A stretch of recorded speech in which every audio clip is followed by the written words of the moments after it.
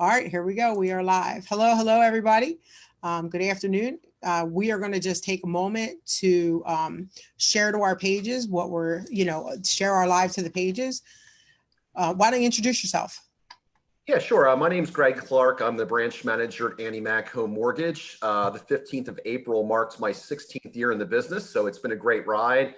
It's something I really enjoy doing, and it's a passion of mine. Buying a home requires a lot of effort, a lot of work, a lot of teamwork. Carol and I are here to help you out. And we wanted to do this call to further educate you about the home buying process and, of course, answer any questions that you may have. Definitely. So I guess everybody's going to ask just a couple quick questions. So I'm just going to get them out of the way. How long have you been with Annie Mac? So I will be with Annie Mac 9 years officially on May 15th. That's about a month away. I've only been with two companies in my entire career. We made the move to Annie Mac about that time, 9 years ago rather, and we brought the entire team over. So the reason I mentioned that, and I'm proud of that, is that I'm very loyal.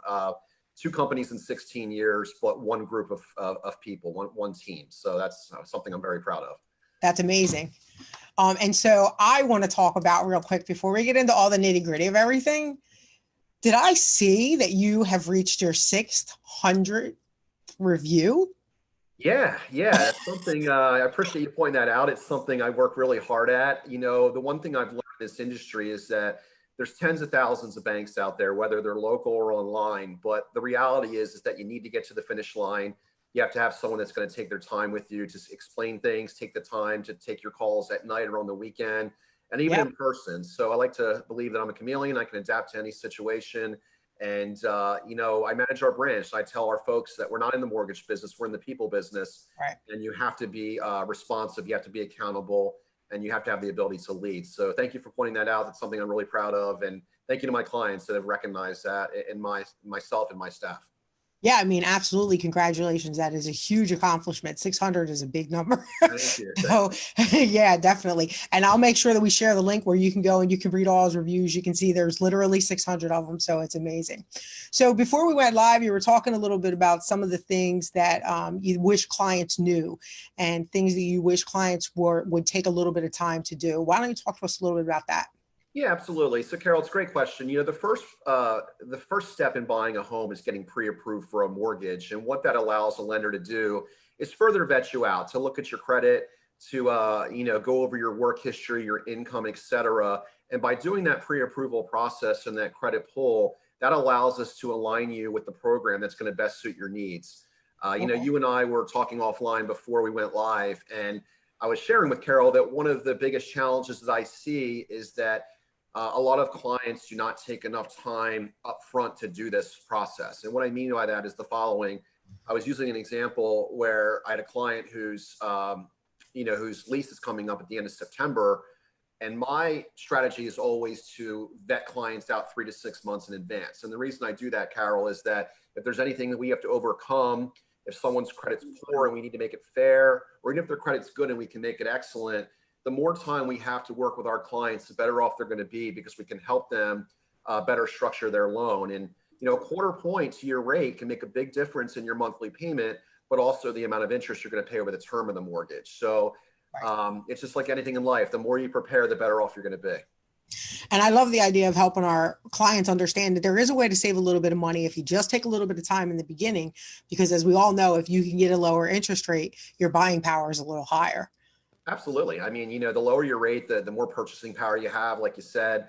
A lot of folks don't realize the true impact of that. It's not just on a monthly basis, but it's also over the term of the mortgage. So, a quarter point might mean a $50 or $60 savings a month on your mortgage, obviously, depending on what your loan amount is. Exactly. Carry that mortgage out 15, 20, 30 years, it could be in the tens of thousands and sometimes even six figures, a lot of times six figures. So, we're all busy. We all have lives and careers and family and friends and kids and vacations and whatnot. But this is a process that you really should take as much time as you can on the front end, because it will benefit you for years to come. Absolutely. And I just want to repeat that real quick for anybody who missed that. It literally can equate to thousands of dollars over the course of a mortgage. So the difference of starting 4 months early to starting right when you're ready can save you thousands of dollars, which will give you more money for those vacations. When you need that new car, maybe you want to, take the kids someplace special for a couple of days, whatever the case may be. When you can save thousands of dollars over the course of a loan, it just helps you have a better quality of life, Yeah. financial health. Yeah, really. It's so true. And it reminds me of a story. I had a client who literally just had an offer accepted yesterday. He took Congratulations. Thank you. Thank you. He took our advice. He had some credit challenges. Of course, I'll leave him nameless, but when he Yeah. came to me, he had a high 500 credit score, which will get you in the door, but the rates aren't as competitive. And he worked with us for a year and went from a 595 all the way up to a 710 credit score. His Wow. grew by a full point. He's saving $140 on his mortgage versus if you would have bought a year ago at a 580, 590 credit score. So Yeah. that was really exciting, and that's game changing, for anyone. And again, it just kind of echoes the sentiment that the more time you take on the front end to sit down with your respective loan officer and your realtor, the better off you're going to be. Yeah.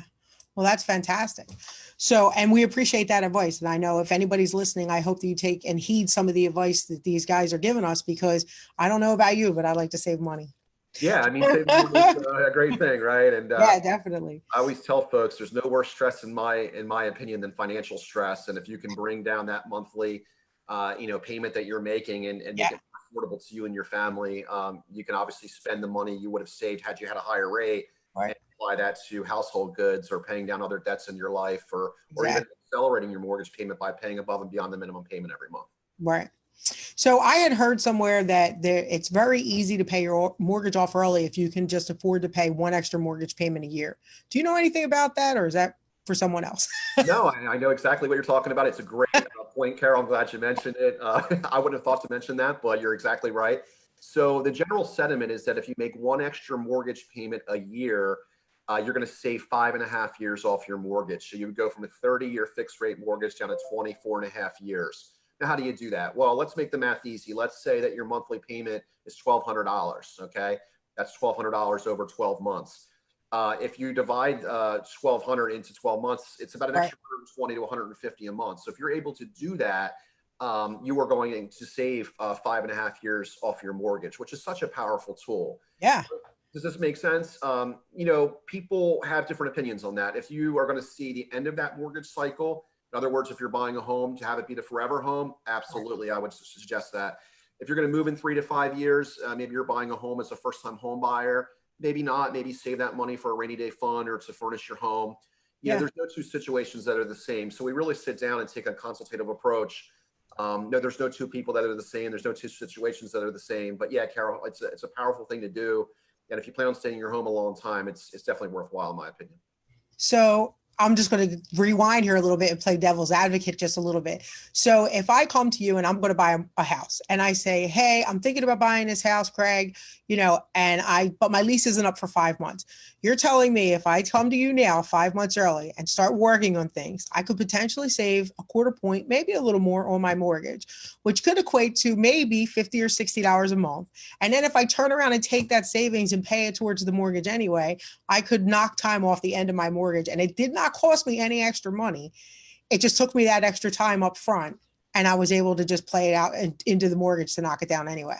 Yeah, that's exactly right. And who Amazing. doesn't want to retire early, right? So Amazing. best way to do that is not to have a mortgage. That's what I've told people. And yeah, I mean, you nailed it. I couldn't have said any better, Carol. That's exactly what the play would be. Now, I tell people not to do that at the expense of other things. If you can afford to comfortably pay above and beyond, absolutely. Yeah. Again, it's a one-on-one.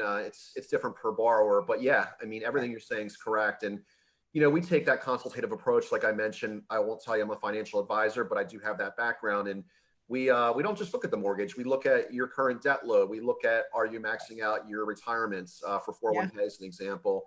And of course, we consult with financial advisors too. We don't want to step on anyone's toes or give bad advice. But the point being is that if we have the opportunity to sit down with you, we're going to make sure not only short term, but long term as well, that you're going to be in the best position to be successful. Man, that's just amazing to hear, and I appreciate you sharing that with us. We did get a question. I'd like to just maybe dive off in. We're going to change topics, everybody. We got a question here. Beth Papilli, I hope I pronounced your name correctly, would like to talk about the differences between if you do a new build loan or if you do a fixer upper loan. Can you Sure. talk to us a little bit about that? Yeah, definitely. So we'll start with the new construction loan, Carol, since you Okay. mentioned that one first. There's different kinds of new construction. There's quick deliveries where maybe it's a spec home that was already built by the builder. Maybe it was the original, model home. Those can be bought, in little as 30 to 60 days. But when most people think new construction, and correctly so, most times it's more a 3 to 6, sometimes even 9-month build, depending on your builder, depending on what the plans are for the subdivision and so forth. So I'm a big fan of new construction. You can kind of tailor the home the way you like it. Mhm. But you got to be careful too. If you're the kind of person that's really type A and you really want to know what steps are, precisely Right. A to B, maybe not so much because, sometimes new construction will be delayed due to weather or Mhm. contractors, et cetera. Sometimes they have to sell out a phase or a certain part of the neighborhood to start Right. that build. Right. So it's a great product. Is it for everyone? No, but I'm never going to advise against it. New construction's great. You can Yeah. tell the home the way you like it, and yeah, it's a great thing. So now how do the loans work? Is there a difference in the loan for new construction over a fixer upper loan? Yes, exactly. So on a new construction, the loan's pretty much the same as any loan would be, even if you were purchasing existing home. The Okay. main difference, Carol, is that, the rate lock. So a typical rate lock, when you're locking your rates anywhere between 30 to 60 days, but a Okay. lot of times these builds take 6 months, 9 months. So Okay. you potentially have exposure there because let's say we're looking at rates today at 3.25 as an example. And we don't know where that rate will be in 6 or 9 months. It could be Right. 4%, it could be lower. There are extended rate locks where you can lock as far or as long as to a year. So if you're more on the conservative side and you want to pay additional monies to lock that loan for a longer period of time to insulate yourself from potential market interest rate fluctuation, you can do that. Most of our borrowers are not doing that because we're in a low interest rate environment currently. Yeah. But we assess your level of risk and we kind of figure out what your hot buttons are. And I know I'll say this, I already said this once, I'll continue to say it. There's no two situations that are the same and there's no two Yeah. people that are the same. But yeah, you can definitely insulate yourself from fluctuation if you want to do an extended lock period. Okay. And so how does that differ from a fixer upper loan? So I guess she's saying if I want to buy a house and I want to put sweat equity into it, do I get a loan for that and how does that work? So you can't get a loan for sweat equity. If you want to buy a fixer upper and you have the know-how to do so, that's fine. Now it's going to have to pass home appraisal and inspection requirements. Okay. You can eventually take an equity line on the home to support that if there's equity to be had. In other words, if you buy a house for 150 and it's worth 225, you can eventually take an equity line of credit out to help finance that. Okay. Most of our folks will do that on their own. Now, if you want to have a team come in of contractors, that's what's called a renovation loan, which is more commonly referred to as a 203K or a home style, renovation. That's the conventional counterpart to that. That's when we have someone go out there and look at your home, assess what the current value is going to be and what the aftermarket improved value is going to be. We would look at contractors. We would have discussions on blueprints, what you want to do to the home. That's definitely, more, it's definitely more labor intensive, if you will. Yeah. A great product though. We really support that. We do a lot of renovation loans and a lot of our clients, walk out with a lot of equity after the fact, which is really where the true value is. Right. This is my opinion, and some people's opinions will differ. But if you're going into a renovation loan and you're going to buy the home for 200,000, and the aftermarket value is 200,000.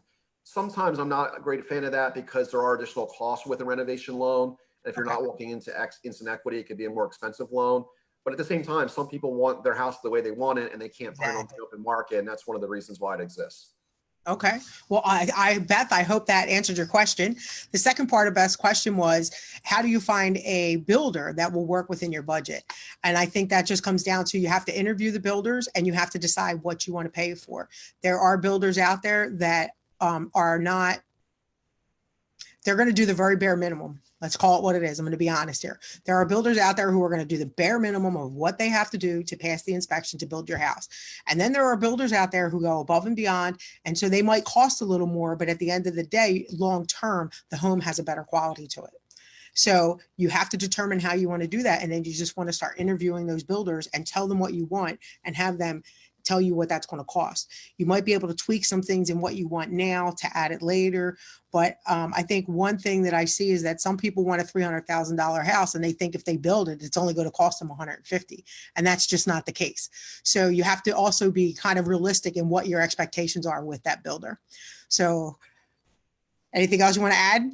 Yeah. Sorry, I didn't want to. No, you're good.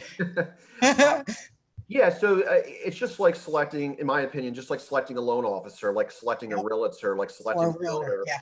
Not all people in this industry are created equal. Right. So to your point, some builders will have a reputation of cutting corners, and others are obviously very customer friendly. So like anything else, you should vet them out. We do make recommendations if asked upon to do so, and we have a lot of great builders that we recommend if you're going to do that product. Could you give us just one or two real quick? Yeah, I mean, we work with a ton of builders, Wilkinson Home Builders, Landmark Homes. There's a number of builders that we talk to. You're not going to have that level of success with a national builder such as Orion Homes. They kind of have their product, and that's the way it's going to be. Yeah. But we also recommend contractors as well. It's not always a build. It might just be an existing home that you're renovating. Maybe you're taking out a wall and putting in an extra bedroom or bathroom, and that would be more contractor based versus builder based. But either way, we'll make those recommendations if asked upon. And of course, if we're making that recommendation, that's our reputation on the line. So of course, we're going to hand over someone to you that's good. Exactly. Perfect. Thank you. Well, Beth, again, I hope that answered your question. If we missed anything and you had more questions, you can contact either one of us. Both of our phone numbers are up there, or you can DM either one of us here on Facebook. I'm just going to check in some other areas. So I want to make sure, first, I would just like to say, hi, everybody. We see you watching. I see Chad's here. Keisha Brown has joined us. Hi, Keisha. Jessica. Yep. Christina, and Brad, thank you all for stopping in and watching with us. We're just talking all things mortgage and real estate over here. So Craig, I would love to hear what your process is right now, given the coronavirus. Are your offices open? Are they closed? What processes do you have in place to keep everybody safe? What can you tell us about that? Yeah, great question, Carol. So like most folks, we are working from home. We're mandated by the state to do so. So we don't have really a choice in that matter. But, one of the things I really like to do with my clients is put myself in front of them. I feel that if I put myself in front of my clients, I can earn more of their trust. I think it just makes things more transparent, especially for first-time home buyers, an example. So normally we have folks that come into our conference room and we have a big screen television. We'll plug into that. To address your question, being that we can't do that, I take Zoom calls rather with all my clients, just like we're doing now on this call. And I had 3 yesterday. I have 1 later this afternoon, and that's both home purchase and refinance. I find that when I put myself in front of somebody, exponentially, they feel more comfortable, because the reality is you're only going to buy maybe 3-4 homes in your lifetime. It's not something that you're going to do every day. It's not something to be ashamed about, but a lot of people are novice and they need that education. And I think putting myself in front of them versus maybe a phone call or a text or an email is more powerful. So that's what we're doing. And I'm with my processing manager 3 days a week on a 30-minute Zoom call as well, just to make sure that everything's buttoned up. Because the reality is we're used to being under one roof, and now we're all fragmented, and we don't want our customer service levels to slide. So, we're chameleons, as I said earlier, and different people react in different ways. Some people rather just text message me all the time. That's okay. Some people want to sit down and need to be handheld, and that's cool too. So, whatever it takes to make the client feel comfortable and best educated about the process, that's the path we're going to take. I appreciate that you want to take time to get in front of people. For me personally, and I'm sure there's a lot of people who feel this way, you're going to have all my sensitive information. Right? Let's call it what it is. You are literally going to look at, like, my whole financial life is going to be bare on the table to you. I need to know I can trust you. I can trust you. And I need to know that I feel comfortable with you seeing that information. So FaceTime for me is uber important. So I appreciate that you're taking the time to go live with your clients, because I know for me, I wouldn't be doing that over the phone. I wouldn't be like, oh, hey, my name's Carol. Will you run my credit? Like, no. Yeah. And likewise, I mean, we want to learn more about our clients too, because, when we're in underwriting, we have to tell a story, and that story has to make sense. And the more information we get from our clients, the better the picture is and the better, we can explain it and package it to an underwriter. The reality is if a bank's lending you a lot of money, a couple $100,000 as an example, they're going to dot their I's and cross their T's. And it does take a lot of work and hard and effort. And, you are supplying a lot of documentation, but if we know the story up front, and back to our earlier point 10 or 15 minutes ago about being prepared and trying to push that out as much as we can make the underwriting process a lot smoother of a ride for our clients. Okay. So for people who don't know, what is the difference between what you do and then what the underwriters are doing? Why, what is that difference there? Yeah, great question, Carol. So, we're loan originators. So we take on clients initially, we introduce ourselves, we sit down with them face to face or over a Zoom call like we just discussed. Okay. Yep. We explain the process to them from A to Z, what they're going to expect throughout the process, whether it's 30, 45 days, how underwriting is going to work, what they need to be watching out for, the do's and don'ts of lending, like don't buy a car when you're buying a house, that kind of thing. And, once that client gets into a sales contract with their realtor on a specific home, we will in turn have them in to sign loan paperwork because that's what we need to do to secure a loan. Right. That process against 30 to 45 days. And the underwriter is basically vetting out the information that we've already provided to them with the initial loan application. In other words, when a client submits an application, there's minimal submission requirements such as W-2s and pay stubs and driver's licenses, bank statements, that kind of thing. So it's almost the underwriter is double checking our work, if you will. Okay. The loans have to be saleable at the end of the day, and 99% of loans are government, whether it's Fannie Mae, Freddie Mac, Ginnie Mae, USDA, VA, right? So one of the Mays. Yeah, right, exactly. So those have to be sellable, and these loans go through audit after they close, and we have to make sure that we're hitting all the check marks, or that's a bad loan, and that loan can be pushed back to the lender, and it's called a buyback. It can put you out of business. So we really have to make sure we're vetting people out, and that's what we do on the front end, and the underwriter's basically a second set of eyes for that. Yeah. And for anybody who doesn't know, I call them the usual suspects. When you apply for a mortgage, you're going to want to have pay stubs available. You're going to want to have 2 years tax returns available, and you're going to want to have 3 months bank statements available. You're going to definitely need to have your ID or driver's license. These are things that they're going to need to have access to immediately so that they can pre-qualify you. And you definitely want to get a pre-approval before you start looking at houses, especially in today's environment. It's a requirement. I mean, we always try to have our clients pre-approved before we show them homes. But right now it's literally mandated by the governor. Like you have to be qualified for the home to even have the door open for you to look at it. So yeah, I call those the usual suspects. I agree. I try to make sure all my clients, have these things available. And if you don't, start getting your paperwork in order now. If you're thinking about even calling for a mortgage, you want to start digging that stuff out because you're going to need it. Yeah, exactly, Carol. And you're more prepared and better prepared. And what I mean by that is not just from the credit piece and some of the things we've already spoken about, but as well as I do that these days inventory is on the lower side. In other words, there's more buyers than sellers. And a lot of times what we see, Carol, is multiple offer situations. And if you're not pre-approved and you find a house you really love and you're up against 2 or 3 other offers, if you're not properly vetted and if you're not fully pre-approved, you could lose your spot in line, so to speak. So I'll have a lot of clients that, want to put the cart before the horse. They want to find the house first and then find out how they're going to pay for it later. And that's okay if you don't have any competition. But in these days, we're seeing multiple offer situations on better than 50% of the houses that I'm seeing, even better, maybe 75. So, pre-approval does take a few days, a fully vetted pre-approval with pay stubs and such. So, which is what you need.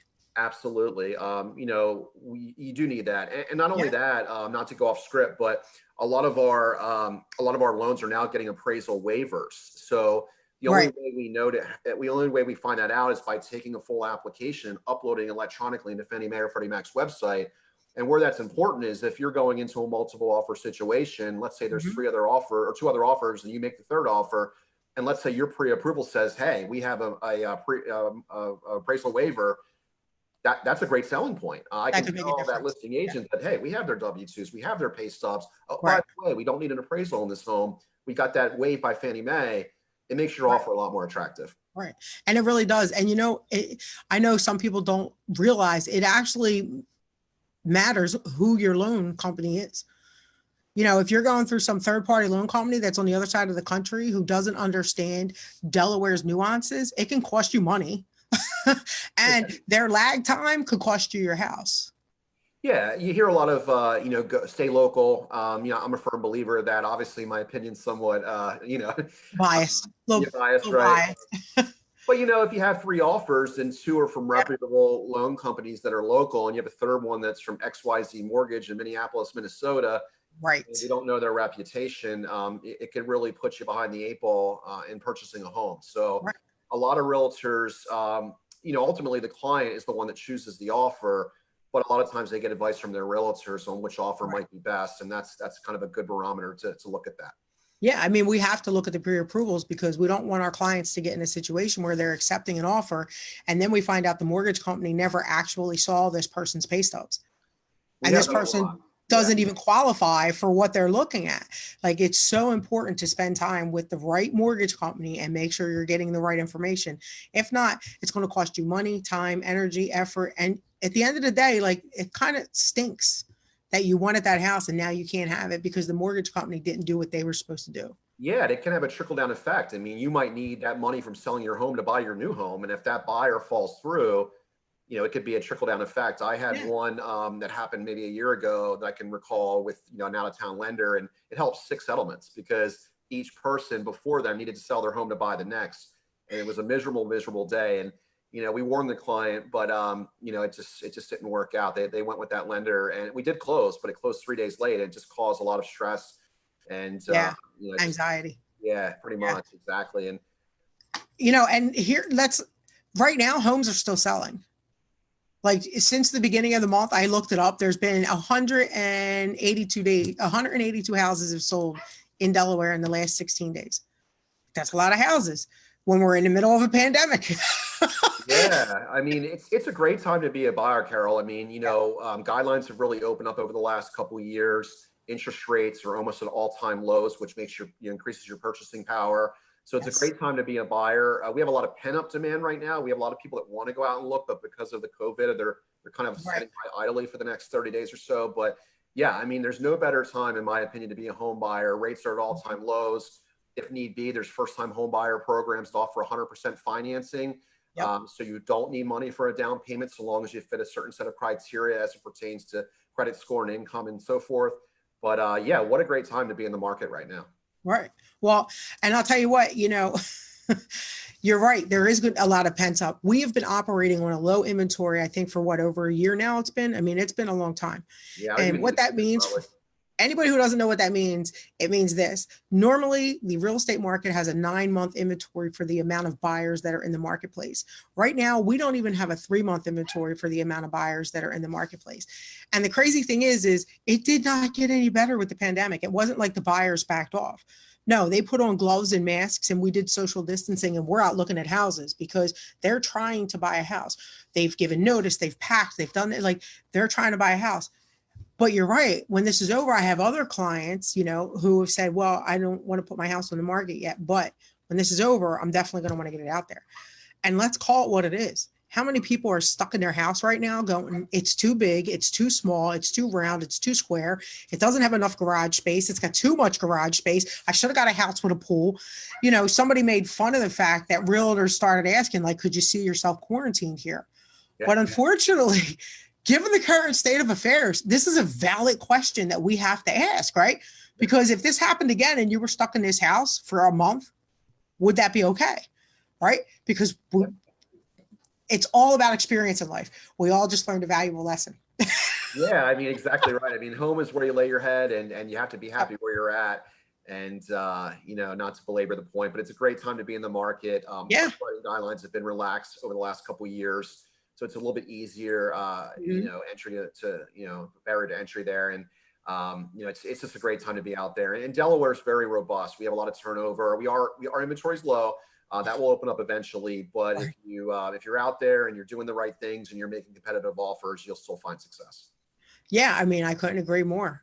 So is there anything else that you want to share with everybody before we go? No, not really. I mean, I do appreciate you having me on, Carol. Course. Just to kind of reiterate my first point, which is the most important in my opinion, is just be prepared. Make sure you vet out your loan officer. There's a lot of good loan officers locally here in Delaware. Hopefully you'll call me, but no, I'm kidding. But there's a lot of great people out there, but just take your time with it. Don't rush the process. The more time you prepare, the better off you're going to be. I can't stress that enough. If you were to take an exam in college, would you just walk in and take the exam, or would you study for a week or two before you walked in and did it? The same thing applies. So, get all your ducks in a row, so to speak. And so long as you do that, you're going to come out smelling like a rose on the other end. Okay, so real quick, Beth just came in, and it looks like she wasn't watching the live when we answered her question about the difference between if you do a construction loan versus a fixer-upper type loan. Can you talk to her about that again real quick? Hey, Beth, we did answer the question a little bit earlier, but we're going to touch on it again right now. I see you came in and asked. So yeah, will you talk to us again about that? Yeah, sure, absolutely. And I did forget one part of that, so I'm glad you're asking again. So we went over the new construction part, which is finding an existing builder and obviously tailoring that home the way you want it. There's a lot of good builders out there. Beth, some of them are quick deliveries, they're called, where maybe it was a model home or a spec home that was already built. You can usually close on those within 30 to 60 days. And there's the actual build itself through a builder, which can take anywhere from 6 to 9 months, let's say. So if you have a deadline that you have to stick to, whether you have a lease that's expiring as an example, you want to be careful there. Builders can sometimes be delayed, whether it's weather or contractors that maybe are just not doing the job as quickly, that kind of thing. So, but it's a great thing. And then the other part of that is you can actually do what's known as a construction to perm loan, which is basically finding the land yourself and then finding a builder to build that home for you. And the way that we do that, Beth, is that we go ahead and find the builder. We'll do that together. And then we'll agree on the specs, agree on the sales price, agree on what's going to be done. And let's just say it's $300,000 for an example. We would give that money to the builder in draws over the length of the project. So if it took 8 months, we would do, $3,000 a month or $3,500 a month. $35,000 a month rather. And we would get that to the builder in that way. It's not for everybody. It's a great product. But just know that the timelines can be shifty at times. You can also do, what's that? Can be shifty. Shifty. I'll leave it at shifty, yes. And the flip side of that is that if you find an existing home, Beth, that you really, really love, maybe it's in a neighborhood that you've always wanted to move to, but maybe it's outdated. Maybe the folks that live there didn't do any updates to the home. You can also do what's known as a renovation loan as well. And we would bring in a HUD consultant to look at that project with you. Let's say you want to build 2 extra bedrooms, a bathroom, and a pool in the backyard. We would mock those up for you, let you know what that would cost, and ultimately make sure the home you're buying would appraise where we needed to appraise once all those things are done. Right. Those projects, we actually fund them first, and then the build is done. So a lot of people believe that we have to wait till the build's done, and then we do the mortgage. No, we actually close the mortgage first, and then the draw schedules are sent out over the 3, 6, 9 months it's going to take to get the job done. Perfect. Well, Beth, I hope that answered your question. If you missed it, I see that you put in there you weren't on. That's okay. We covered it twice in this live, so this video will be up. If you've missed it, please just go back and watch the live. If you have any additional questions, please feel free to DM Greg or myself. We'll definitely be happy to get you those answers. Well, listen, I've really enjoyed our talk today. I appreciate you coming and doing this with me. Yeah, it's likewise. I mean, I think we're all in the same boat. We're all pent up in the house here, and we're itching to get social interaction with our peers and our friends and family. And yeah, I have a virtual happy hour at 4:30 today with some other folks I work with. So I'm looking forward to that. But Carol and I both appreciate your time, and you can always DM us for questions. And some of the questions are really in depth, such as the construction of perm. It's hard to explain in 30 seconds. It's a lot more detailed, of course. But if you want to call me or DM me directly, or Beth, I can give you a better explanation. I appreciate it. And just real quick, anybody who doesn't know, every Wednesday from 12 to 1 o'clock, I'm on. I have a Zoom link that's on my business page. I'm calling it Zoom at noon. You can stop in, no appointment necessary, and get private time to get questions answered that you may have. And if anybody out there is interested in doing a live with me and answering questions about anything pertaining to real estate or anything in life, I guess, definitely shoot me a DM. Let's get together. Let's do it. And on that note, thanks for coming in, and I'll look forward to seeing you. I'll be talking to Keisha later today, actually. I know Keisha. Yeah. So thanks for coming, and have a great day, everybody. Thanks, guys. Appreciate it. Bye.